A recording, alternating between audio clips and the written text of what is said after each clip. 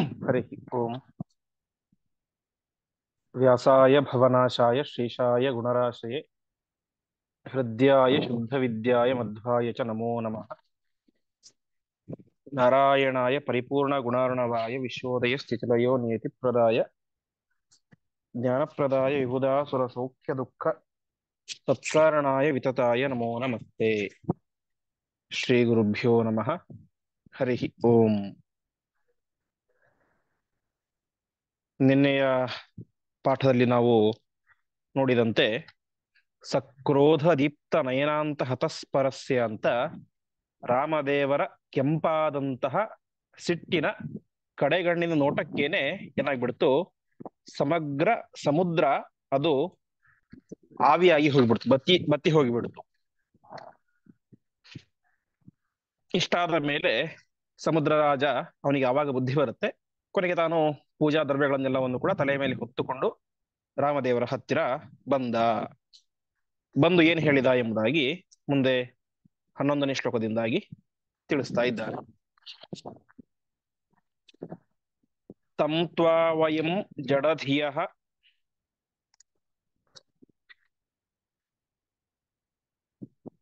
ನ ವಿದಾಮ ಭೂಮನ್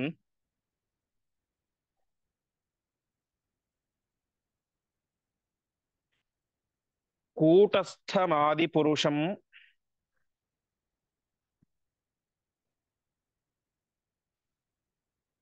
ಜಗತಾಮಧೀಶಂ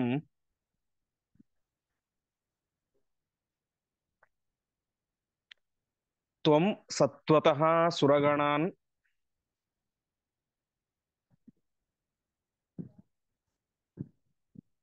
ರಜಸೋ ಮನುಷ್ಯಾನ್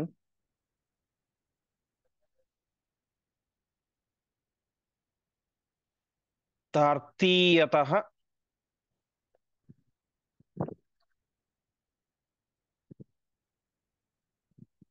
ಅಸುರಗಣಾನಭಿತಸ್ತತಾಸ್ರಾಹ.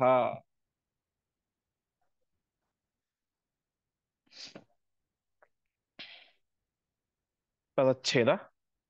ತಂ ತ್ವಾಂ ವಯಂ ಜಡಧಿಯಃ ನ ವಿದಾಮ ಭೂಮನ್ ಕೂಟಸ್ಥಂ ಆದಿಪುರುಷಂ ಜಗತಾಂ ಅಧೀಶಂ ತ್ವಂ ಸತ್ವತಃ ಸುರಗಣಾನ್ ರಜಸಃ ಮನುಷ್ಯಾನ್ ತಾರ್ತೀಯತಃ ಅಸುರಗಣಾನ್ ಅಭಿತಃ ತಥಾ ಅಸ್ರಾಹ. ಸಮುದ್ರ ರಾಜ ಹೇಳ್ತಾ ಇದ್ದಾನೆ, ರಾಮ, ನನ್ನ ಜಡವಾದಂತಹ ಬುದ್ಧಿಗೆ ನೀನು ಸರ್ವೋತ್ತಮರಾದಂತಹ ಪರಮಾತ್ಮ ಅಂತ ತಿಳಿಯಲೇ ಇಲ್ಲ, ದಯವಿಟ್ಟು ನಮ್ಮನ್ನ ಕ್ಷಮಿಸು ಎಂಬುದಾಗಿ ಪ್ರಾರ್ಥನೆ ಮಾಡ್ತಾ ಇದ್ದಾನೆ. ಅವನು ಹೇಳ್ತಾ ಇದ್ದಾನೆ, ಭೂಮನ್ ಭೂಮನ್ ಅಂತಂದ್ರೆ ಸಕಲ ಗುಣ ಪರಿಪೂರ್ಣನಾದಂಥವನು ಪರಮಾತ್ಮ ಅಂತ. ದೇಶತಃ ಕಾಲತಃ ಗುಣತಃ ಪರಿಪೂರ್ಣನಾದಂಥವನು ನೀನು. ಎಲ್ಲ ದೇಶಗಳಲ್ಲೂ ನೀನಿದ್ದೀಯಾ, ಎಲ್ಲ ಕಾಲದಲ್ಲೂ ನೀನಿದ್ದೀಯಾ, ಅನಂತ ಗುಣ ಪರಿಪೂರ್ಣನಾಗಿದ್ದೀಯ ಪರಮಾತ್ಮ. ಅಂತಹ ನೀನು ಕೂಟಸ್ಥಂ ಆದಿಪುರುಷಂ. ಕೂಟಸ್ಥ ಅಂತಂದ್ರೆ ನಿರ್ವಿಕಾರ, ಯಾವುದೇ ರೀತಿಯಾದಂತಹ ವಿಕಾರ ಇಲ್ಲದೆ ಇರುವಂಥವನು ಪರಮಾತ್ಮ ಅಂತ. ನಮಗೆಲ್ಲ ವಿಕಾರಗಳಾಗ್ತಾ ಹೋಗ್ತವೆ. ಕೂದಲು ಕಪ್ಪಗಾಗುತ್ತೆ, ಕೂದಲು ಬೆಳ್ಳಗಾಗುತ್ತೆ, ಕೂದಲು ಉದುರ್ತಾವೆ, ದೇಹದಲ್ಲಿ ವಿಕಾರ ಉಂಟಾಗುತ್ತೆ. ಮೊದಲು ದೇಹ ತುಂಬಾ ಮೃದುವಾಗಿ ಇರುತ್ತೆ, ನಂತರ ಒಂದು ಯೌವನಕ್ಕೆ ಬಂದಾಗ ದೇಹ ಗಟ್ಟಿ ಆಗ್ತಾ ಬರುತ್ತೆ, ಮತ್ತೆ ಮುಪ್ಪಾದಾಗ ದೇಹ ಮತ್ತೆ ಮೆತ್ತಗಾಗುತ್ತೆ. ಹೀಗೆ ದೇಹದ ಪ್ರತಿಯೊಂದು ಅಂಗಾಂಗಗಳಲ್ಲೂ ಕೂಡ ವಿಕಾರ ಎಂಬುದು ಆಗ್ತಾ ಹೋಗುತ್ತೆ. ಅಂಗಾಂಗದಲ್ಲಿ ವಿಕಾರತೆ ಆಗುತ್ತೆ, ಜ್ಞಾನದಲ್ಲಿ ವಿಕಾರ ಆಗುತ್ತೆ. ಒಟ್ಟಿನಲ್ಲಿ ವಿಕಾರ ಅಂತಂದ್ರೆ ಅಭಿವೃದ್ಧಿ ಆಗೋದು ಮತ್ತು ಅದು ಅಭಿವೃದ್ಧಿ ಆಗಿದ್ದು ಹಾನಿಯಾಗೋದು ಅಂತ. ನಮಗೆ ಒಂದು ಹಂತದಲ್ಲಿ ಚೆನ್ನಾಗಿ ಜ್ಞಾನ ಸಂಪಾದನೆ ಮಾಡ್ತೇವೆ, ಆವಾಗ ಏನಾಯ್ತು, ನಾವು ಜ್ಞಾನಿಗಳಾದ್ವಿ.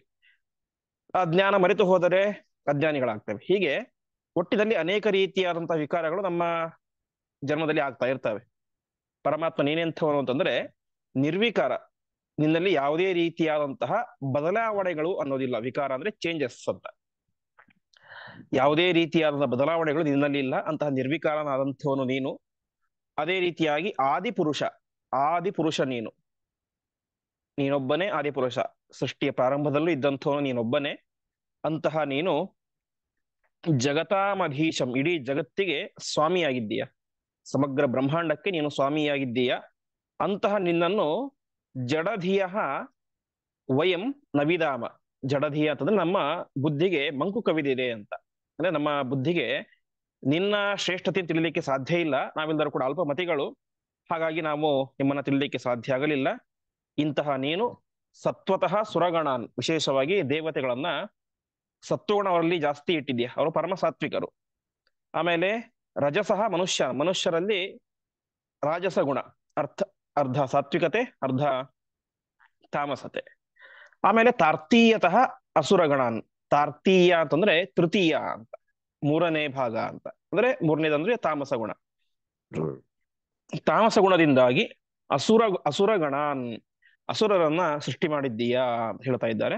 ಅಭಿತಃ, ಅಭಿತ ಅಂತಂದ್ರೆ ಸರ್ವ ದೇಶ ಕಾಲ ಅಂತ ಜನಾರ್ದನಾಚಾರ್ಯರು ವ್ಯಾಖ್ಯಾನ ಮಾಡ್ತಾರೆ ಅಭಿತ ಅನ್ನೋದಕ್ಕೆ. ಅರ್ಥಾತ್ ದೇಶತಃ ಕಾಲತಃ ಭೂಮ, ಭೂಮ ಅಂದ್ರೆ ಪರಿಪೂರ್ಣನಾದಂಥವ್ರು ನೀನು ಅಂತ ಅಲ್ಲಿಗೆ ಅನ್ವಯ ಅದು. ಆಮೇಲೆ ಅಸ್ರಾಹ ಅಂತ ಇದೆ, ತಥಾಸ್ರಾಹ. ಅಸ್ರಾಹ ಅಂತಂದ್ರೆ ಸೃಷ್ಟಿ ಮಾಡಿರುವಿ ಅಂತ.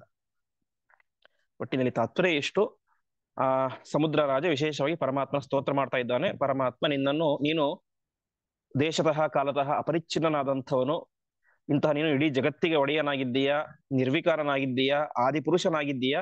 ಇಂತಹ ನಿನ್ನನ್ನ ನಾವು ತಿಳಿಲಿಕ್ಕೆ ಸಾಧ್ಯ ಇಲ್ಲ, ಯಾಕಂದ್ರೆ ನಾವು ಜಡಧೀಯ, ಮಂದಮತಿಗಳು ನಾವು. ಇಂತಹ ನೀನು ದೇವತೆಗಳನ್ನ, ಮನುಷ್ಯರನ್ನ, ರಾಕ್ಷಸರೆಲ್ಲರನ್ನು ಕೂಡ ಅಸ್ರಾಹ ಸೃಷ್ಟಿ ಮಾಡಿದ್ದೀಯಾ ಎಂಬುದಾಗಿ ಪರಮಾತ್ಮನ ವಿಶಿಷ್ಟವಾದಂತಹ ಒಂದು ಸ್ತೋತ್ರವನ್ನ ಮಾಡ್ತಾ ಇದ್ದಾರೆ. ಮುಂದಿನ, ವಾಸ್ತವಿಕವಾಗಿ ಈ ಶ್ಲೋಕದ ಮೊದಲ 3 ಪಾದ ಭಾಗವತದ ನವಮಸ್ಕದಲ್ಲಿ ಬರುವಂತದ್ದು.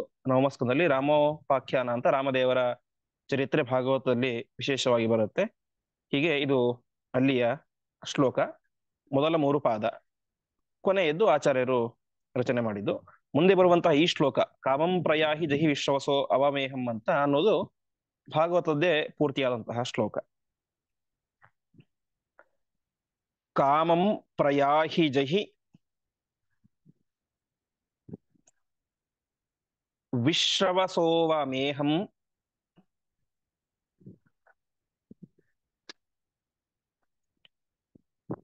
ತ್ರೈಲೋಕ್ಯ ರಾವಣಂ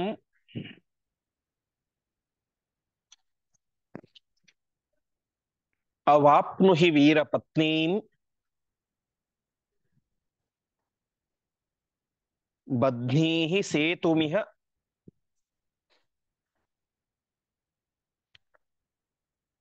ತೇ ಯಶಸೋ ವಿತತ್ಯೈ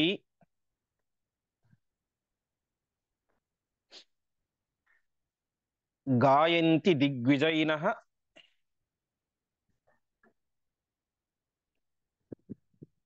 ಯಮುಪೇತ್ಯ ಭೂಪಾಹ.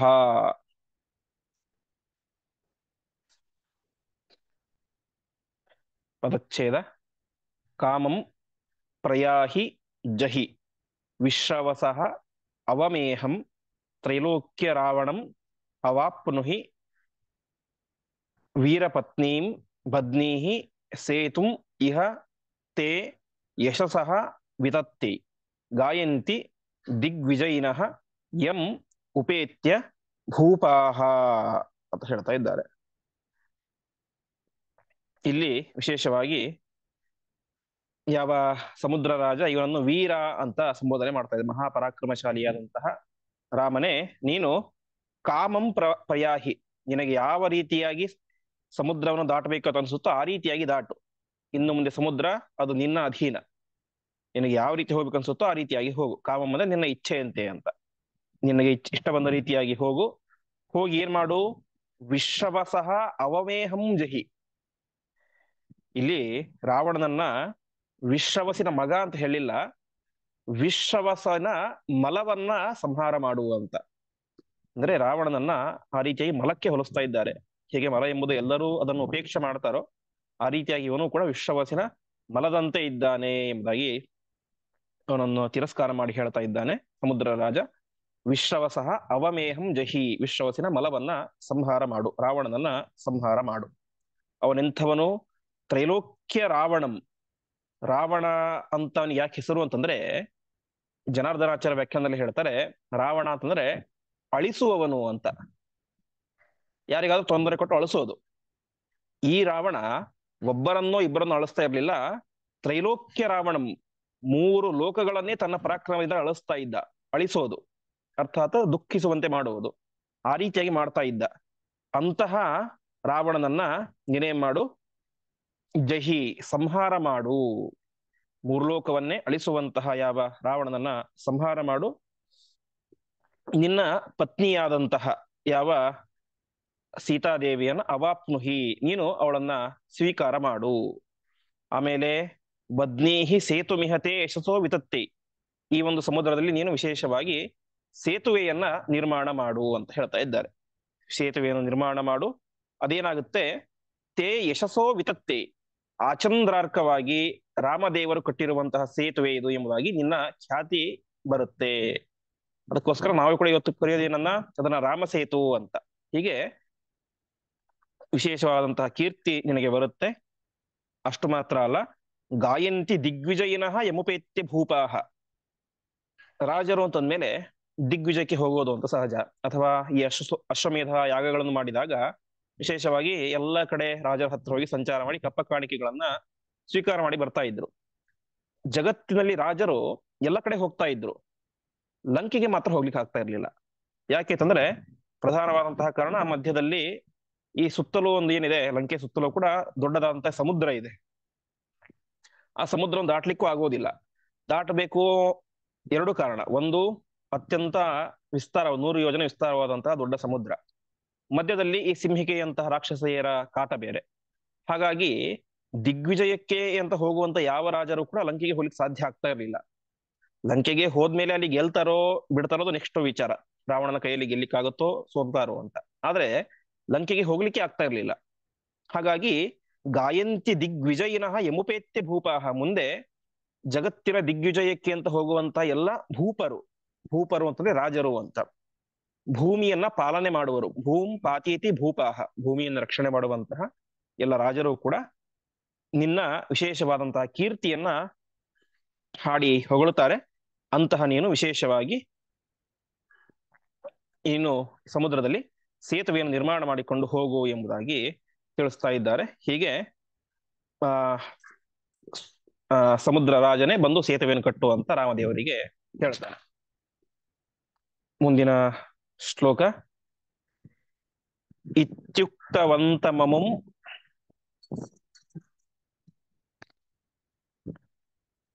ಆಶ್ವನುಗೃಹ್ಯ ಬಾಣಂ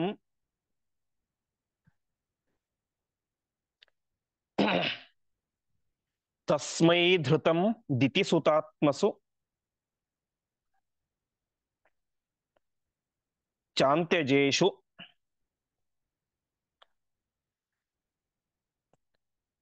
ಶಾರ್ವಾತ್ ವರಾತ್ ವಿಗತ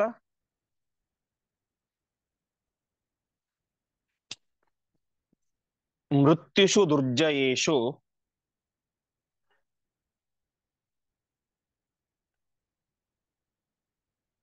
ನಿಸ್ಸಂಖ್ಯಕೇಶ್ವಮುಚದಾಶು ದದಾಹ ಸರ್ವಾನ್. ಪದಚ್ಛೇದ. ಇತಿ ಉಕ್ತವಂತಂ ಅಮುಂ ಆಶು ಅನುಗೃಹ್ಯ ಬಾಣಂ ತಸ್ಮೈ ಧೃತಂ ದಿತಿಸುತಾತ್ಮಸು ಚ ಅಂತ್ಯಜೇಷು ಶಾರ್ವಾತ್ ವರಾತ್ ವಿಗತ ಮೃತ್ಯುಷು ದುರ್ಜಯೇಷು ನಿಸ್ಸಂಖ್ಯಕೇಷು ಅಮುಚತ್ ಆಶು ದದಾಹ ಸರ್ವಾನ್. ಇಲ್ಲಿ ಏನಾಗಿತ್ತು, ರಾಮದೇವರು ಸುಮ್ಮನೆ ಕೆಂಗಣ್ಣಿಂದ ನೋಡಿದ್ದಲ್ಲ, ಸಮುದ್ರವನ್ನು ಒಣಗಿಸಿ ಬಿಡ್ತೇನೆ ಅಂತ ಬಾಣ ಪ್ರಯೋಗ ಮಾಡ್ಬೇಕಂತ ಬಾಣ ಹೂಡಿದ್ರು. ಆ ಕೆಂಗಣ್ಣಿಗೆ ಮತ್ತು ಬಾಣಕ್ಕೆ ಹೆದರಿದಂತಹ ಸಮುದ್ರ ರಾಜ ಓಡೋಡಿ ಬಂದು ಎಲ್ಲ ಸತ್ಕಾರ ಎಲ್ಲ ಮಾಡಿದ. ಇಲ್ಲಿ ರಾಮದೇವರು ಬಾಣ ಹೂಡಿ ಬಿಟ್ಟಿದ್ದಾರೆ. ಅರ್ಥಾತ್ ಬಾಣವನ್ನು ಬಿಟ್ಟಿಲ್ಲ, ಬಾಣವನ್ನ ಬಿಲ್ಲಿಗೆ ಇಟ್ಟಿದ್ದಾರೆ. ನಾವು ಹಿಂದೆ ಪರಶುರಾಮ ದೇವರ ಪ್ರಸಂಗದಲ್ಲಿ ನೋಡಿದಂತೆ ರಾಮದೇವರ ಬಾಣ ಅದು ಅಮೋಘವಾದದ್ದು, ಎಂದು ವ್ಯರ್ಥವಾಗದೇ ಇರುವಂತದ್ದು. ಅಲ್ಲಿ ಪರಶುರಾಮ ದೇವರ ಮೇಲೆ ಪ್ರಯೋಗ ಮಾಡಲಿಲ್ಲ, ಅವರ ಒಳಗಡೆ ಇದ್ದಂತ ಅತುಲ ಎಂಬಂತ ದೈತ್ಯನ ಮೇಲೆ ಪ್ರಯೋಗ ಮಾಡಿ ಸಂಹಾರ ಎಲ್ಲ ಆಯಿತು. ಸರಿ, ಈಗ ಯಾರ ಮೇಲೆ ಬಾಣ ಪ್ರಯೋಗ ಮಾಡೋದು? ಹಿಂದೆ ತಾನೇ ಹೇಳಿದಂತೆ ಸಕೃದೇವ ಪ್ರಪನ್ನಾಯ ಸವಾಸ್ಮಿತೆ ಚಾಚತೆ ಅಭಯಂ ಸರ್ವಭೂತೇಭ್ಯ ದದಾಮಿ ಏತದ್ ವ್ರತಂ ಮಮ ಅಂತ ರಾಮ ಹೇಳಿದ್ದಾನೆ. ಯಾರು ನನ್ನನ್ನು ಶರಣಾಗತರಾಗ್ತಾರೋ ನಾನು ಅವರಿಗೆ ಅಭಯ ಪ್ರದಾನ ಮಾಡ್ತೇನೆ. ಈಗೇನಾಗಿದೆ, ಬಂದಿದ್ದಾನೆ ಯಾರು, ಸಮುದ್ರ ರಾಜ ಶರಣಾಗತನಾಗಿದ್ದಾನೆ. ಸರಿ, ಶರಣಾಗತನಾದಂತಹ ಸಮುದ್ರ ರಾಜನನ್ನ ಕೊಲ್ಲಲಿಕ್ಕೆ ಆಗೋದಿಲ್ಲ, ಅವನ ಮೇಲೆ ಬಾಣ ಬಿಡ್ಲಿಕ್ಕೆ ಆಗೋದಿಲ್ಲ. ಬಾಣವನ್ನು ವ್ಯರ್ಥ ಹಿಂದೆ ತಕ್ಕೊಳ್ಳಿಕ್ಕೂ ಆಗೋದಿಲ್ಲ, ಯಾಕೆಂದ್ರೆ ರಾಮದೇವರ ಪ್ರತಿಜ್ಞೆ ಅದು. ಹಾಗಾದರೆ ಹೂಡಿರುವಂತಹ ಬಾಣವನ್ನ ಏನ್ ಮಾಡಬೇಕು? ಮುಂದೆ ಏನ್ ಮಾಡಿದ ಅಂತಂದ್ರೆ, ವಿಶೇಷವಾಗಿ ಇತ್ಯುಕ್ತವಂತಂ ಅಮುಮಾಶು ಅನುಗೃಹ್ಯ ಬಾಣಂ, ಈ ರೀತಿಯಾಗಿ ಇತಿ ಉಕ್ತವಂತಂ, ಹೀಗೆ ವರುಣ ಹೇಳಿದಾಗ ಅವನನ್ನ ಆಶು ಅನುಗೃಹ್ಯ, ಎಷ್ಟು ರಾಮದೇವರು ಸಿಟ್ಟು ಮಾಡ್ಕೊಂಡಿದ್ರು ಅಷ್ಟೇ ಬೇಗನೆ ಅವನಿಗೆ ಅನುಗ್ರಹವನ್ನು ಮಾಡಿದರು ಅಂತ. ಹಾಗಾಗಿ ಕೋಪಗೊಂಡಿದ್ದು ಕೇವಲ ನಟನೆಗೋಸ್ಕರ ಮಾತ್ರ, ಉದ್ದೇಶ ವರುಣನ ಅನುಗ್ರಹಕ್ಕೋಸ್ಕರ ಅಂತ ಅವನಿಗೆ ಅನುಗ್ರಹ ಮಾಡಿದ್ರು. ಆಮೇಲೆ ತಸ್ಮೈ ಧೃತಂ ಬಾಣಂ, ಅವನಿಗೋಸ್ಕರ ಅಂತ ಹೂಡಿದ್ದಂತಹ ಬಾಣವನ್ನ, ತಸ್ಮೈ ಅಂದ್ರೆ ಅವನಿಗೋಸ್ಕರ ಅಂತ ಬಾಣವನ್ನ ಏನ್ ಮಾಡಿದ್ರು, ದಿತಿ ಸುತಾಸ್ತು ದಿತಿ ಸುತಾತ್ಮಸು ಅಂತ್ಯಜೇಶು ಶಾರ್ವಾದ್ವರ ದ್ವಿಗತ ಮೃತ್ಯುಷು ದುರ್ಜಯೇಶು ಅಂತ ವಿಶೇಷವಾಗಿ ಆ ಸಮುದ್ರದ ಮಧ್ಯದಲ್ಲಿ ಒಂದು ಮರುಭೂಮಿ ಇತ್ತು ಅಂತೆ.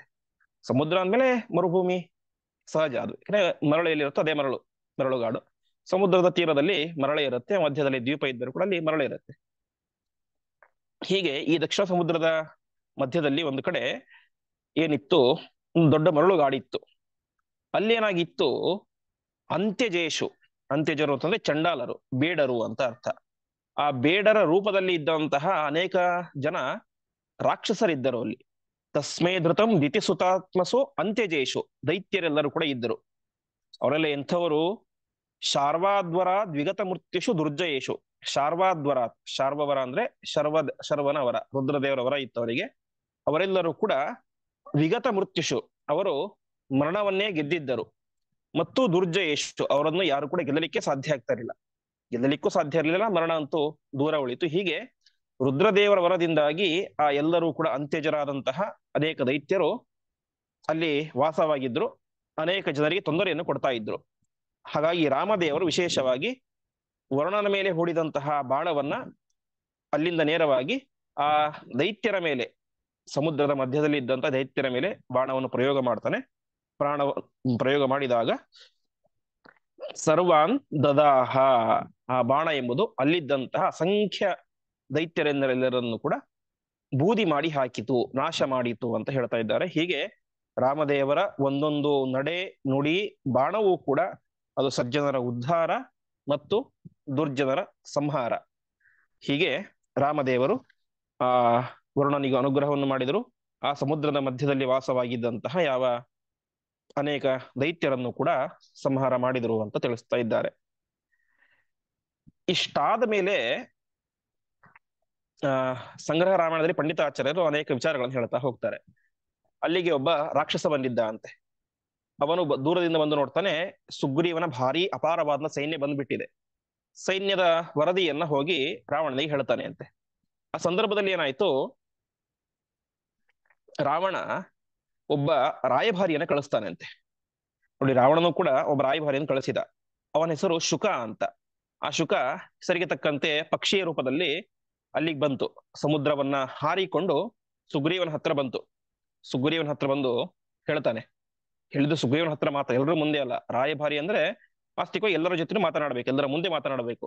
ಇವನು ಸುಗ್ರೀವನ ಹತ್ರ ಪರ್ಸನಲ್ ಆಗಿ ಹೇಳ್ತಾನೆ ಅಂತೆ, ನೋಡು ಸುಗ್ರೀವ, ನಿನಗೂ ರಾವಣನಿಗೆ ಏನ್ ದ್ವೇಷ?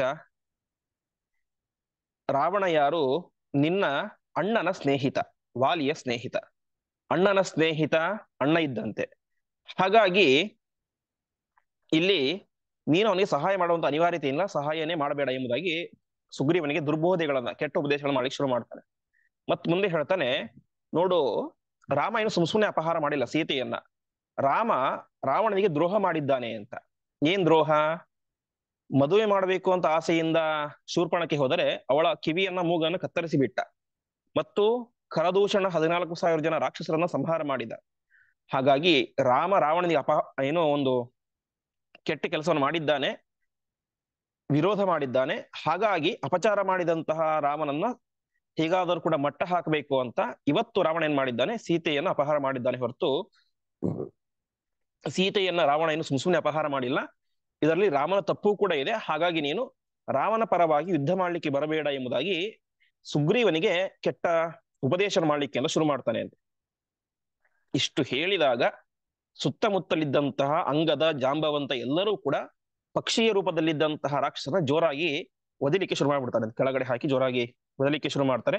ಆ ಸಂದರ್ಭದಲ್ಲಿ ಆ ಶುಕ ಎನ್ನುವಂತ ರಾಕ್ಷಸ ಜೋರಾಗಿ ರಾಮದೇವರ ಹತ್ರ ಪ್ರಾರ್ಥನೆ ಮಾಡ್ತಾನೆ ಅಂತೆ. ರಾಮ, ನಾನೊಬ್ಬ ದೂತ, ನನ್ನನ್ನು ರಕ್ಷಣೆ ಮಾಡು ಎಂಬುದಾಗಿ ಕೇಳ್ಕೊಂಡಾಗ ಅಂಗದ ಮುಂತಾದವಂತದ್ರು ಹೇಳ್ತಾರೆ ಅಂತೆ, ನೀನು ಬಂದಿದ್ದೇನು ದೂತನ ಕೆಲಸ, ದೂತನ ಕೆಲಸವನ್ನು ಮಾಡ್ಕೊಂಡು ಹೋಗೋದ್ ಬಿಟ್ಟು ರಾಮನ ಮಧ್ಯೆ ಮತ್ತು ಸುಗ್ರೀವನ ಮಧ್ಯೆ ಹುಳಿ ಹಿಂಡ್ತಾ ಇದೆಯಾ, ಇದು ಸರಿಯಲ್ಲ ಎಂಬುದಾಗಿ ಮತ್ತೆ ಅವನಿಗೆ ಒದಲಿಕ್ಕೆ ಶುರು ಮಾಡ್ತಾರೆ. ಅವಾಗ ರಾಮದೇವರು ಹೇಳ್ತಾರೆ, ಸರಿ, ಅವನು ಕನಿಷ್ಠ ಬಾಯಿ ಮಾತಲಾದ್ರೂ ಹೇಳ್ತಾ ಇದ್ದಾನೆ ದೂತ ದೂತ ಅಂತ, ಅದಕ್ಕೋಸ್ಕರನಾದ್ರೂ ಅವನನ್ನ ಬಿಡೋಣ ಅಂತ ರಾಮದೇವರು ತಮ್ಮ ಮತ್ತು ಸುಗ್ರೀವನ ಮಧ್ಯ ಹುಳಿ ಹಿಂಡಲಿಕ್ಕೆ ಬಂದಂತಹ ಯಾವ ಶುಕ ಎನ್ನುವಂತಹ ಆ ದೂತನ ಮೇಲೂ ಕೂಡ ವಿಶೇಷವಾಗಿ ಕರುಣೆಯನ್ನು ತೋರ್ತಾರೆ. ಹೀಗೆ ಇಷ್ಟೆಲ್ಲ ಆಯಿತು. ಮುಂದೆ ಸಮುದ್ರದಲ್ಲಿ ಸೇತುವೆಯನ್ನು ನಿರ್ಮಾಣ ಮಾಡಲಿಕ್ಕೆ ಅಂತ ಶುರು ಮಾಡ್ತಾರೆ. ಶ್ಲೋಕ: ಕೃತ್ವೇರಿಣಂ ತದಥ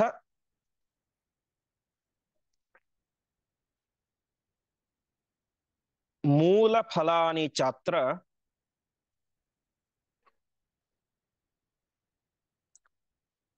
ಸಮ್ಯಗ್ವಿಧಾಯ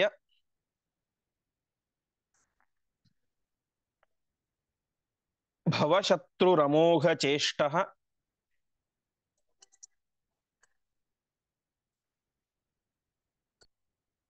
ಬದ್ಧುಂ ದಿದೇಶ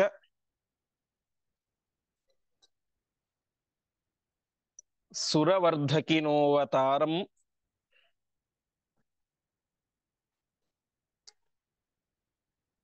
ತಜ್ಜಂ ನಲಂ ಹರಿಪರಾನ್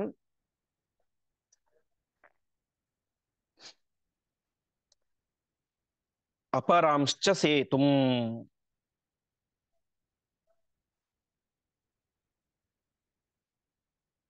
ಪದಚ್ಛೇದ: ಕೃತ್ವ ಇರಿಣಂ ತತ್ ಅಥ ಮೂಲಫಲಾನಿ ಚ ಅತ್ರ ಸಮ್ಯಕ್ ವಿಧಾಯ ಭವಶತ್ರುಃ ಅಮೋಘಚೇಷ್ಟಃ ಬದ್ಧುಂ ದಿದೇಶ ಸುರವರ್ಧಕಿನಃ ಅವತಾರಂ ತಜ್ಜಂ ನಲಂ ಹರಿವರಾನ್ ಅಪರಾನ್ ಚ ಸೇತುಂ.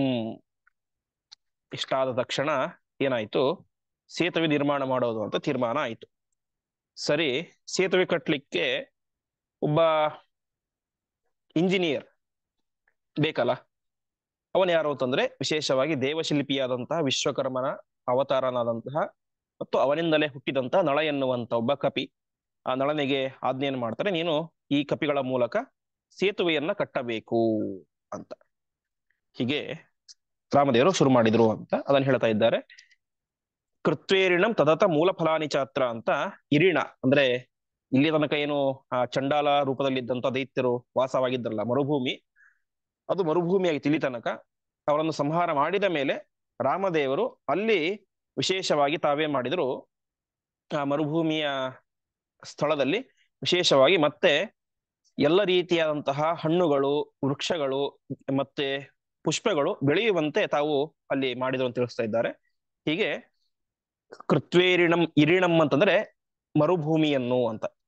ಕೃತ್ವ ಇರಿಣಂ, ಇರಿಣಂ ಅಂದ್ರೆ ಮರುಭೂಮಿಯನ್ನ, ಮೂಲ ಫಲಾನಿ ಚಾತ್ರ ಅಲ್ಲಿ ಹಣ್ಣು ಮತ್ತು ಹೂವುಗಳು ಬೆಳೆಯುವಂತೆ ಸಮ್ಯಗ್ ವಿಧಾಯ ಚೆನ್ನಾಗಿ ಅಲ್ಲಿ ವ್ಯವಸ್ಥೆಯನ್ನು ಮಾಡ್ತಾರೆ. ಇಂತಹ ಭವಶತ್ರು ರಮೋಘ ಚೇಷ್ಟ, ರಾಮದೇವರು ಎಂಥವರು ಭವಶತ್ರು, ನಮ್ಮ ಸಂಸಾರಕ್ಕೆ ಶತ್ರುವಾಗಿರುವಂಥವ್ರು, ಅರ್ಥಾತ್ ನಮ್ಮ ಸಂಸಾರವನ್ನೇ ನಾಶ ಮಾಡುವಂಥವ್ರು, ಮತ್ತು ಅಮೋಘ ಚೇಷ್ಟ ವಿಚಿತ್ರವಾದಂತಹ ಕರ್ತೃತ್ವ ಶಕ್ತಿ ಉಳ್ಳಂಥವ್ರು. ಅವರ ಯಾವ ಚೇಷ್ಟೆ, ಯಾವ ಕೆಲಸವೂ ಕೂಡ ಅದು ಅಮೋಘ, ವ್ಯರ್ಥ ಆಗೋದಿಲ್ಲ ಅಂತ. ಇಲ್ಲಿ ನಾವು ನೋಡಿದಂತೆ ಅವರು ಹೂಡಿದಂತಹ ಬಾಣ ಏನ್ ಮಾಡಿತು, ದುಷ್ಟರನ್ನೂ ಸಂಹಾರ ಮಾಡಿತು, ಮತ್ತೆ ಅಲ್ಲಿ ಹಣ್ಣು ಹಂಪಲುಗಳು ಬೆಳೆಯುವಂತೆ ವ್ಯವಸ್ಥೆ ಮಾಡಿತು. ಹೀಗೆ ರಾಮದೇವರ ಪ್ರತಿಯೊಂದು ಕ್ರಿಯೆಯೂ ಕೂಡ ಅದು ಯಾವತ್ತೂ ಕೂಡ ಓಘವಾದದ್ದಲ್ಲ, ಅಮೋಘ. ಓಘ ಅಂದ್ರೆ ವ್ಯರ್ಥ, ಅಮೋಘ ಅಂದ್ರೆ ವ್ಯರ್ಥವಲ್ಲದ್ದು ಅಂತ. ಹೀಗೆ ಬೆಳೆಯುವಂತೆ ವಿಶೇಷವಾಗಿ ಮಾಡಿದರು. ಅದಾದ ಮೇಲೆ ಸುರವರ್ಧಕಿನಃ ಅವತಾರಂ, ಸುರವರ್ಧಕಿ ಅಂದ್ರೆ ದೇವಶಿಲ್ಪಿ, ದೇವಶಿಲ್ಪಿ ವಿಶ್ವಕರ್ಮ ಅವನ ಅವತಾರವಾದಂತಹ ತಜ್ಜಂ ಅವನಿಂದಲೇ ಹುಟ್ಟಿದಂತಹ, ತೇನ ಜಾತಂ ತಜ್ಜಂ ಅಂತ. ಅವನಿಂದ ಹುಟ್ಟಿದಂತಹ ನಲನನ್ನ ಮತ್ತು ಹರಿವರಾನ್, ಹರಿ ಅಂದ್ರೆ ಕಪಿ, ವರ ಅಂದ್ರೆ ಶ್ರೇಷ್ಠ, ಬೇರೆ ಬೇರೆ ಶ್ರೇಷ್ಠ ಕಪಿಗಳನ್ನು ಕೂಡ ಅಲ್ಲಿ ಸೇತುವೆಯನ್ನು ಕಟ್ಟು ಎಂಬುದಾಗಿ ವಿಶೇಷವಾಗಿ ಅವರಿಗೆ ಅನುಗ್ರಹವನ್ನು ಮಾಡಿದ ಎಂಬುದಾಗಿ ತಿಳಿಸ್ತಾ ಇದ್ದಾರೆ. ಹೀಗೆ ಕಪಿಗಳಿಗೆ, ಎಲ್ಲ ಕಪಿಗಳು ಕೂಡ ವಿಶೇಷವಾಗಿ ಸೇತುವೆ ಕಟ್ಟುವಂತ ಕಾರ್ಯದಲ್ಲಿ ಸೇರಿಕೊಂಡು ತಮ್ಮ ತಮ್ಮ ಕೈಯಲ್ಲಿ ಆದಂತಹ ಸೇವೆಯನ್ನು ಅವರೆಲ್ಲರೂ ಕೂಡ ಮಾಡ್ತಾ ಇದ್ದಾರೆ. ಆದರೆ ಇವತ್ತು ನಾವು ಒಂದು ಕಥೆಯನ್ನ ಕೇಳ್ತೇವೆ, ಅಳಿಲು ಸೇವೆ, ಒಂದು ಅಳಿಲು ಬಂದು ಸೇವೆ ಮಾಡಿತು. ಮತ್ತೆ ಇನ್ನೊಂದು ಕೇಳ್ತೇವೆ, ಏನು ಕಲ್ಲುಗಳು ಮುಳುಗ್ತಾ ಇದ್ದು ಅದಕ್ಕೋಸ್ಕರ ರಾಮ ಅಂತ ಅದ್ರ ಮೇಲೆ ಬರೆದು ಅದನ್ನ ಸಮುದ್ರದಲ್ಲಿ ಹಾಕ್ತಾರೆ, ತೇಲಿಕ್ ಶುರು ಮಾಡ್ತವೆ ಅಂತ. ಇದು ಯಾವ ಕಥೆಯೂ ಕೂಡ ವಾಲ್ಮೀಕಿ ರಾಮಾಯಣದಲ್ಲೂ ಇಲ್ಲ, ಸಂಗ್ರಹ ರಾಮಾಯಣದಲ್ಲೂ ಇಲ್ಲ, ಆಚಾರ್ಯರಂತೂ ಸರ್ವಥಾ ಹೇಳಿಲ್ಲ. ಅದೆಲ್ಲವೂ ಕೂಡ ಆಮೇಲೆ ಬಂದಂತಹ ಒಂದು ರೀತಿಯಾದ ಜಾನಪದ ಕಥೆಗಳಷ್ಟೇ.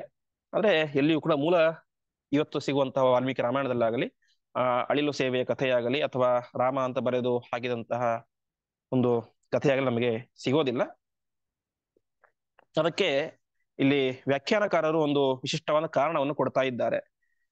ಅಲ್ಲಿ ವಿಶೇಷವಾಗಿ ಯಾವ ಅಗಸ್ತ್ಯ ಋಷಿಗಳು ಸಮುದ್ರವನ್ನೇ ಪಾನ ಮಾಡಿದಂಥವರು, ಆ ಯಾವ ಅಗಸ್ತ್ಯ ಋಷಿಗಳು ಅವರು ಸಮುದ್ರ ರಾಜನಿಗೆ ಹೇಳಿರ್ತಾರೆ ಅಂತೆ, ಮುಂದೆ ರಾಮಚಂದ್ರ ಬರ್ತಾನೆ, ಆ ರಾಮಚಂದ್ರ ಬಂದಂಥವನು ನಿನ್ನಲ್ಲಿ ಸೇತುವೆಯನ್ನ ಕಟ್ತಾನೆ, ಆ ಸೇತುವೆ ಕಟ್ಟಿದಾಗ ಅವನು ಕಲ್ಲುಗಳನ್ನು ಹಾಕ್ತಾನೆ, ಏನು ಸಮುದ್ರದಲ್ಲಿ ಸೇತುವೆ ಕಟ್ಟಬೇಕು ಅಂತ. ಆ ಯಾವ ಕಲ್ಲುಗಳನ್ನು ಕೂಡ ನೀನು ಮುಳುಗಿಸಬಾರದು, ಅದು ತೇಲುವಂತೆ ಆಗಬೇಕು ಅಂತ ಅಗಸ್ತ್ಯರು ಒಂದು ಮಾತನ್ನ ಹೇಳಿರ್ತಾರೆ. ಹಾಗಾಗಿ ಅಲ್ಲೇನಾಯ್ತು, ಆ ಒಂದು ಸಮುದ್ರದಲ್ಲಿ ಕಲ್ಲುಗಳು ತೇಲಿದವು ಅಂತ ತಿಳಿಸ್ತಾ ಇದ್ದಾರೆ. ಅಷ್ಟು ಮಾತ್ರ ಅಲ್ಲ, ಇವತ್ತು ಏನು ಮಹಾಭಾರತದಲ್ಲಿ ವನಪರ್ವದಲ್ಲಿ ರಾಮೋಪಾಖ್ಯಾನ ಪರ್ವ ಅಂತ ರಾಮದೇವರ ಕಥೆಯನ್ನ ಅಲ್ಲಿ ಹೇಳ್ತಾರೆ ಮಹಾಭಾರತದಲ್ಲಿ. ಅಲ್ಲಿಯೂ ಕೂಡ ವಿಶೇಷವಾಗಿ ಸ್ವಯಂ ವರುಣನೇ ಹೇಳುವಂತಹ ಮಾತು, ಆ ಅಸ್ತಿತ್ವತ್ರ ನಲೋ ನಾಮ ವಾನರಃ ಶಿಲ್ಪಿ ಸಮ್ಮತಃ ತ್ವಷ್ಟುಃ ಕಾಕುತ್ಸತನಯಃ ಬಲವಾನ್ ವಿಶ್ವಕರ್ಮಣಃ ಸಯತ್ ಕಾಷ್ಠಂ ತೃಣಂ ವಾಪಿ ಶಿಲಾಂ ವಾ ಕ್ಷೇಪ್ಸ್ಯತೆ ಮಯಿ ಸರ್ವಂ ತದ್ಧಾರಯಿಷ್ಯಾಮಿ ಸತೇ ಸೇತುರ್ಭವಿಷ್ಯತಿ ಅಂತ ಸಮುದ್ರ ರಾಜನೇ ಹೇಳುವಂತಹ ಮಾತು. ಏನಂತ, ನಿಮ್ಮ ಹತ್ತಿರ ಆ ನಳ ಎನ್ನುವಂತ ಶ್ರೇಷ್ಠ ಶಿಲ್ಪಿ ಇದ್ದಾನೆ, ಅವನು ನನ್ನ ಸಮುದ್ರದಲ್ಲಿ ಏನ್ ಬೇಕಾದ್ರೂ ಹಾಕಲಿ, ಕಟ್ಟಿಗೆ ಹಾಕಲಿ ಅದನ್ನು ತೇಲಿಸ್ತೇನೆ, ಒಂದು ಹುಲ್ಲನ್ನು ಹಾಕಲಿ ಅದನ್ನು ತೇಲಿಸಿ ಸೇತುವೆಯನ್ನಾಗಿ ಮಾಡ್ತೇನೆ, ಶಿಲಾಂ ವಾಪಿ ಕಲ್ಲು ಬಂಡೆಗಳನ್ನೇ ಹಾಕಲಿ ಅದನ್ನು ಸೇತುವೆಯನ್ನಾಗಿ ಮಾಡ್ತಾನೆ, ಸರ್ವಂ ತದ್ಧಾರಯಿಷ್ಯಾಮಿ ಸತೆ ಸೇತು ಭವಿಷ್ಯತಿ, ಅದೆಲ್ಲವನ್ನು ಕೂಡ ನಾನು ಧಾರಣೆ ಮಾಡ್ತೇನೆ, ಅದೇ ನಿನಗೆ ಮುಂದೆ ಸೇತುವೆಯಾಗತ್ತೆ ಅಂತ ಸ್ಪಷ್ಟವಾಗಿ ವೇದವ್ಯಾಸ ದೇವರು ಕೂಡ ಮಹಾಭಾರತದಲ್ಲಿ ಅದನ್ನ ಹೇಳಿದ್ದಾರೆ. ಹಾಗಾಗಿ ಆ ಒಂದು ಅಳಿನ ಕಥೆಯಾಗಲಿ ಅಥವಾ ರಾಮದೇವರು ರಾಮ ರಾಮ ಅಂತ ಬರೆದುಕೊಂಡು ಕಲ್ಲು ಹಾಕಿದ್ರೆ ಅದೆಲ್ಲ ನಂತರ ಬಂದಂತಹ ಬೇರೆ ಬೇರೆ ರಾಮಾಯಣದ ಕಥೆಗಳಷ್ಟೇ. ಆದರೆ ನಮ್ಮ ಮಧ್ವಾಚಾರ್ಯರ ಸಿದ್ಧಾಂತದ ಪ್ರಕಾರ, ತಾತ್ಪರ್ಯದ ಪ್ರಕಾರ ಮತ್ತು ವಾಲ್ಮೀಕಿಗಳ ರಾಮಾಯಣದ ಪ್ರಕಾರವೂ ಕೂಡ ಆ ರೀತಿಯಾಗಿ ಯಾವ ಕಥೆಯೂ ಇಲ್ಲ.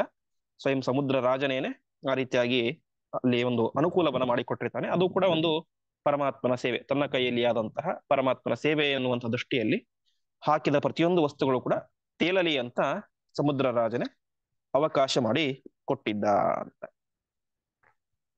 ಇಷ್ಟಾದ ಮೇಲೆ ಸೇತುವೆಯನ್ನು ಕಟ್ಟಿದರು ಅಂತ ಆಚಾರ್ಯ ಮುಂದಿನ ಶ್ಲೋಕದಲ್ಲಿ ತಿಳಿಸ್ತಾ ಇದ್ದಾರೆ. ಬದ್ಧೋದಧೌ ರಘುಪತಿ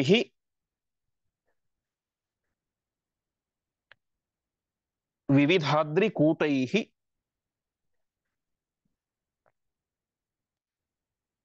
ಸೇತುಂ ಕಪೀಂದ್ರಕರ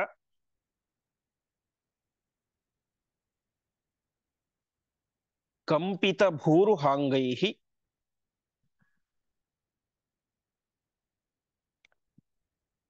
ಸುಗ್ರೀವ ನೀಲ ಹನುಮತ್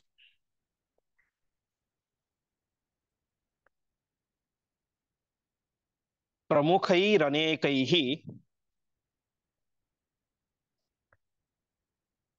ಲಂಕಾಂ ವಿಭೀಷಣದೃಶ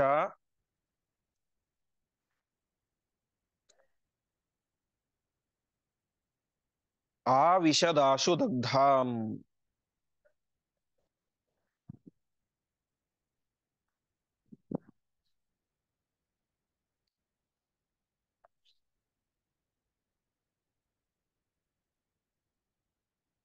ಪದಚ್ಛೇದ ಬದ್ಧ್ವಾ ಉದಧೌ ರಘುಪತಿ ವಿವಿಧಾದ್ರಿಕೂಟೈ ಸೇತುಂ ಕಪೀಂದ್ರಕರಕಂಪಿತ ಭೂರುಹಾಂಗೈ ಸುಗ್ರೀವ ನೀಲ ಹನುಮತ್ ಪ್ರಮುಖೈ ಅನೇಕೈ ಲಂಕಾಂ ವಿಭೀಷಣದೃಶ ಆವಿಶತ್ ಆಶು ದಗ್ಧಾಂ. ಕೇವಲ ಒಂದೇ ಶ್ಲೋಕದಲ್ಲಿ ಸಮುದ್ರಕ್ಕೆ ಸೇತುವೆಯನ್ನು ಕಟ್ಟಿ ಎಲ್ಲರೂ ಕೂಡ ಲಂಕೆಗೆ ಪ್ರವೇಶ ಮಾಡಿದರು ಅನ್ನುವಂತ ವಿಚಾರವನ್ನ ಆಚಾರ್ಯರು ಸಂಗ್ರಹ ಮಾಡಿ ಕೊಡ್ತಾ ಇದ್ದಾರೆ. ರಘುಪತಿ ಅಂದ್ರೆ ರಾಮಚಂದ್ರ ದೇವರು, ಕಪೀಂದ್ರ ಕರಕಂಪಿತ ಭೂರುಹಾಂಗೈಹಿ, ಎಲ್ಲ ಕಪಿವೀರರು ಕೂಡ ತಮ್ಮ ತಮ್ಮ ಕೈಯಲ್ಲಿ ಎಷ್ಟು ಸಾಧ್ಯ ಇರುತ್ತೋ ಅಷ್ಟು ದೊಡ್ಡ ಕಟ್ಟಿಗೆಗಳನ್ನ ಕಲ್ಲುಗಳನ್ನೆಲ್ಲ ಹೊತ್ಕೊಂಡು ಬಂದ್ರು. ಅದ್ ಹೇಗಿತ್ತು ಅಂತಂದ್ರೆ ಕಪೀಂದ್ರ ಕರಕಂಪಿತ ಭೂರುಹಾಂಗೈಹಿ, ಪರ್ವತಗಳು ಅಂದ ಮೇಲೆ ಅದರಲ್ಲಿ ಸಹಜವಾಗಿ ಮರಗಳು ಕೂಡ ಬೆಳೆದಿರ್ತವೆ. ಈ ಕಪಿಗಳೆಲ್ಲರೂ ಕೂಡ ಹೋಗಿ ದೊಡ್ಡ ದೊಡ್ಡ ಬಂಡೆಗಳನ್ನ ಪರ್ವತಗಳನ್ನು ಹೊತ್ತುಕೊಂಡು ಬಂದ್ರೆ ತರಬೇಕಾದ್ರೆ ಆ ಮರಗಳೆಲ್ಲ ಕೂಡ ನಡಗಿ ಹೋಗ್ತಾ ಇದ್ವು ಅಂತೆ. ಪರ್ವತದಲ್ಲಿ ಇದ್ದಂತ ಎಲ್ಲ ಮರಗಿಡಗಳು ಕೂಡ ನಡಗಿ ಹೋಗ್ತಾ ಇದ್ವು. ಹಾಗೆ ಇಡೀ ಪರ್ವತವನ್ನೇ ಶಿಖರವನ್ನೇ ಎಲ್ಲ ಕಪಿಗಳು ಕೂಡ ಕಿತ್ತುಕೊಂಡು ಬಂದ್ರು. ಯಾರ್ಯಾರವರು ಸುಗ್ರೀವ ನೀಲ ಹನುಮತ್ ಪ್ರಮುಖೈಹಿ, ಸುಗ್ರೀವ ನೀಲ ಹನುಮಂತ ಜಾಂಬವಂತ ಮುಂತಾದಂತಹ ಎಲ್ಲ ಕಪಿಗಳು ಕೂಡ ವಿಭೀಷಣ ದೃಶ, ಇದು ಪ್ರಧಾನವಾದದ್ದು, ವಿಭೀಷಣ ಹೇಳಿದಂತಹ ದಾರಿಯಲ್ಲಿ ಸೇತುವೆ ಕಟ್ಟಿದರು ಅಂತ. ಯಾಕೆಂದ್ರೆ ವಿಭೀಷಣನಿಗೆ ಸಮುದ್ರದ ಪರಿಚಯ ಚೆನ್ನಾಗಿ ಇದೆ, ತಾನು ಲಂಕೆಯಲ್ಲೇ ಹುಟ್ಟಿ ಬೆಳೆದಂತಹ ವ್ಯಕ್ತಿ. ಹಾಗಾಗಿ ಯಾವ ರೀತಿ ಯಾವ ಮಾರ್ಗದಲ್ಲಿ ಹೋದರೆ ನಮಗೆ ಲಂಕೆ ಹತ್ತಿರ ಆಗತ್ತೆ ಅಂತ ವಿಭೀಷಣ ಹೇಳಿದ. ಆ ವಿಭೀಷಣ ಹೇಳಿದಂತಹ ದಾರಿಯಲ್ಲಿ ಎಲ್ಲ ಕಪಿಗಳೊಟ್ಟಿಗೆ ಸಮುದ್ರದಲ್ಲಿ ಸೇತುವೆಯನ್ನು ಕಟ್ಟಿ ಎಲ್ಲ ಕಪಿಗಳೊಂದೇ ಸೇರಿಕೊಂಡು ರಾಮದೇವರು ಲಂಕಾ ಪ್ರವೇಶವನ್ನ ಮಾಡಿದರು. ಎಂತಹ ಲಂಕೆ? ಆಚಾರ್ಯರು ಹೇಳುವಂತಹ ಮಾತು, ದಗ್ಧಾಂ ಲಂಕಾಂ ಆವಿಶತ್, ಸುಟ್ಟು ಕರಕಲಾಗಿದ್ದಂತಹ ಲಂಕೆಯನ್ನ ಪ್ರವೇಶ ಮಾಡಿದರು ಅಂತ ಹೇಳ್ತಾ ಇದ್ದಾರೆ. ಹನುಮಂತ ಸುಟ್ಟಂತಹ ಲಂಕೆಯನ್ನ ಪ್ರವೇಶ ಮಾಡಿದರು. ಯಾಕೆಂತಂದ್ರೆ ಹನುಮಂತ ದೇವರು ಸುಟ್ಟು ಕಿಷ್ಕಿಂಧೆಗೆ ಬಂದ್ರು. ಕಿಷ್ಕಿಂಧೆಯಿಂದ ವಾಪಸ್ ಎಲ್ಲ ಕಪಿಗಳ ಸೇನೆಯಲ್ಲಿ ಬಂತು, ಸಮುದ್ರ ತೀರಕ್ಕೆ ಬಂತು. ಅಲ್ಲಿ 3 ದಿವಸ ರಾಮದೇವರು ಉಪವಾಸ ಕೂತ್ಕೊಂಡ್ರು. ಆಮೇಲೆ ಸೇತುವೆ ಕಟ್ಟಲಿಕ್ಕೆ 5 ದಿವಸ ಬೇಕಾಯ್ತು ಅಂತ ವಾಲ್ಮೀಕಿ ರಾಮಾಯಣ ಹೇಳುತ್ತೆ. ಇಷ್ಟೆಲ್ಲ ನೋಡಿದಾಗ ಒಂದು 12ರಿಂದ 13 ದಿನ ಆಗಿತ್ತು ಅಂತ ಲೆಕ್ಕಾಚಾರ ಮಾಡಬಹುದು. ಅಂದ್ರೆ ಹನುಮಂತ ದೇವರು ಲಂಕೆಯನ್ನು ಸುಟ್ಟು ಕರಕಲು ಮಾಡಿದ 12-13 ದಿವಸದಲ್ಲಿ ಇಡೀ ಸುಗ್ರೀವ ರಾಮನ ಸೈನ್ಯ ಅದು ಲಂಕೆಗೆ ಪ್ರವೇಶ ಮಾಡಿತ್ತು ಅಂತ ಆಚಾರ್ಯರು ಇಲ್ಲಿ ತಿಳಿಸ್ತಾ ಇದ್ದಾರೆ. ವಿಶೇಷವಾಗಿ ಸಂಗ್ರಹ ರಾಮಾಯಣದಲ್ಲಿ ಹೇಳುವಂತೆ ಭೂಮಿಯ ಮೇಲಿರುವಂತಹ ಕಲ್ಲು ಬಂಡೆಗಳು ಪರ್ವತಗಳನ್ನು ತರುವುದು ಸಹಜ. ಅಷ್ಟು ಮಾತ್ರ ಅಲ್ಲ, ಅಂಗದ, ವಾಲಿಯ ಮಗನಾದಂತಹ ಅಂಗದ ಕೈಲಾಸ ಮಂಗದೋಗತ್ವ ಗ್ರಹಿತ್ವ ತತ್ರ ಶೂಲಿನ ಅಂತ ಸಾಕ್ಷಾತ್ ಕೈಲಾಸ ಪರ್ವತಕ್ಕೆ ಹಾರಿದ ಅಂತೆ. ಯಾರು? ಅಂಗದ. ಅಲ್ಲಿಗೆ ಹೋಗಿ ನಾನು ರಾಮನ ಸೇವಕ ಅಂತ ಹೇಳಿ ಕೈಲಾಸ ಪರ್ವತದ ಒಂದು ಶಿಖರವನ್ನೇ ಕಿತ್ಕೊಂಡು ಬಂದ್ಬಿಟ್ಟ. ಆಮೇಲೆ ಹಿಮವಂತಂ ಮೈಂದ ಏತ್ಯ, ಹಿಮಾಲಯ ಪರ್ವತಕ್ಕೆ ಹೋಗಿ ಈ ದಕ್ಷಿಣ ತುದಿಯಿಂದಾಗಿ ಉತ್ತರದ ತುದಿ ಹಿಮಾಲಯ ಪರ್ವತಕ್ಕೆ ಹೋದ. ಅಲ್ಲಿಂದ ಒಂದು ಪರ್ವತದ ಭಾಗವನ್ನು ಕಿತ್ತುಕೊಂಡು ಬಂದ. ಆಮೇಲೆ ಹನುಮಂತ ಸಮಗ್ರ ಮೇರು ಪರ್ವತವನ್ನೇ ಕಿತ್ಕೊಂಡು ಬರ್ಬೇಕಂತ ಹೋಗ್ಬಿಟ್ಟ. ಆವಾಗ ಅಲ್ಲಿ ಬ್ರಹ್ಮದೇವರು ಬೇಡ ಅಂತ ಹೇಳ್ತಾರೆ. ಮೇರು ಮುನ್ಮೂಲ ಎಂದೇವೋ ಹನುಮಾನ್ ಬ್ರಹ್ಮಣ ತತಃ ಸಂಭಾವಿತ ಸ್ವವೀರ್ಯೇಣ ಉಪಪರ್ವತ ಮಾಹರತ ಅಂತ ಅದರ ಒಂದು ಸಣ್ಣ ಪರ್ವತದ ಭಾಗವನ್ನ ಕಿತ್ತುಕೊಂಡು ಬಂದ ಅಂತ ಹೇಳ್ತಾ ಇದ್ದಾರೆ. ಆಮೇಲೆ ಮಾಹೇಂದ್ರಂ ಜಾಂಬವಾನೇತ್ಯ ಅಂತ ಜಾಂಬವಂತ ಮಹೇಂದ್ರ ಪರ್ವತಕ್ಕೆ ಹೋಗಿ ಅಲ್ಲಿ ಒಂದು ಪರ್ವತವನ್ನು ಕಿತ್ಕೊಂಡು ಬರ್ತಾನೆ. ಹೀಗೆ ಸಕಲ ದೇವಾನುದೇವತೆಗಳು ಕೂಡ ವಿಶಿಷ್ಟ ದೇವಾನುದೇವತೆಗಳ ಅವತಾರದಂತಹ ಇವರೆಲ್ಲರೂ ಕೂಡ ವಿಶಿಷ್ಟವಾದಂತಹ ಕಾರ್ಯವನ್ನ, ಏನು ಕೈಲಾಸ ಪರ್ವತ ಅಂದ್ರೆ ಸಾಮಾನ್ಯನ, ಕೈಲಾಸ ಪರ್ವತ, ಮಹೇಂದ್ರ ಪರ್ವತ, ಹಿಮಾಲಯ, ಹೀಗೆ ಅನೇಕ ಪರ್ವತಗಳ ಶಿಖರಗಳನ್ನ, ಒಂದೊಂದು ಪರ್ವತದ ಭಾಗಗಳನ್ನ, ಪಾರ್ಟ್ಗಳನ್ನ ಕಿತ್ತುಕೊಂಡು ಬಂದು ಸಮುದ್ರದಲ್ಲಿ ಹಾಕ್ತಾ ಇದ್ದಾರೆ. ಉಳಿದ ಕವಿಗಳು ತಮ್ಮ ಕೈಲಿ ಇಷ್ಟು ಸಾಮರ್ಥ್ಯ ಇರುತ್ತೋ ಅಷ್ಟು ಸಣ್ಣ ಸಣ್ಣ ಬಂಡೆಕಲ್ಲುಗಳನ್ನ, ಗಿಡ ಮರಗಳನ್ನ, ಹುಲ್ಲಿನ ಜೊಂಡುಗಳನ್ನ, ಹೀಗೆ ಎಲ್ಲವನ್ನು ಹಾಕ್ತಾ ಇದ್ದಾರೆ. ಯಾಕಂದ್ರೆ ಸಮುದ್ರ ರಾಜ ಹೇಳಿಬಿಟ್ಟಿದ್ದ, ನನ್ನಲ್ಲಿ ಏನ್ ಹಾಕ್ತಿ ಅದು ತೇಲುತ್ತೆ, ಅದು ಸೇತುವೆ ಆಗುತ್ತೆ ಅಂತ. ಆ ಧೈರ್ಯದ ಮೇಲೆ ಎಲ್ಲ ಕಪಿಗಳು ಕೂಡ ತಮ್ಮ ತಮ್ಮ ಕೈಯಲ್ಲಿ ಆದಂತಹ ವಸ್ತುಗಳನ್ನು ತಂದು ಸಮುದ್ರದಲ್ಲಿ ಹಾಕ್ತಾ ಇದ್ದಾರೆ. ಹೀಗೆ ಒಟ್ಟಿನಲ್ಲಿ ಸೇತುವೆ ನಿರ್ಮಾಣ ಆಗುತ್ತೆ. ಆ ಸೇತುವೆಯ ಮೂಲಕ ಎಲ್ಲ ಕಪಿವೀರರು ಕೂಡ ಲಂಕಾಪಟ್ಟಣವನ್ನ ಪ್ರವೇಶ ಮಾಡಿದರು ಅಂತ ತಿಳಿಸ್ತಾ ಇದ್ದಾರೆ. ಅಲ್ಲಿ ಆದ ಮೇಲೆ ಮತ್ತೆ ಪುನಃ ಅಂಗದನನ್ನ ರಾಯಭಾರಿಯನ್ನ ಕಳಿಸ್ತಾರೆ. ಆ ವಿಚಾರ ಎಲ್ಲವೂ ಕೂಡ ಬರುತ್ತೆ. ಆ ಉಳಿದ ಭಾಗದ ಚಿಂತನೆಯನ್ನ ನಾಳೆಯ ಪಾಠದಲ್ಲಿ ಮಾಡೋಣ ಎಂಬುದಾಗಿ ಹೇಳ್ತಾ ಇಂದಿನ ಪಾಠವನ್ನ ಶ್ರೀಕೃಷ್ಣಾರ್ಪಣಮಸ್ತು.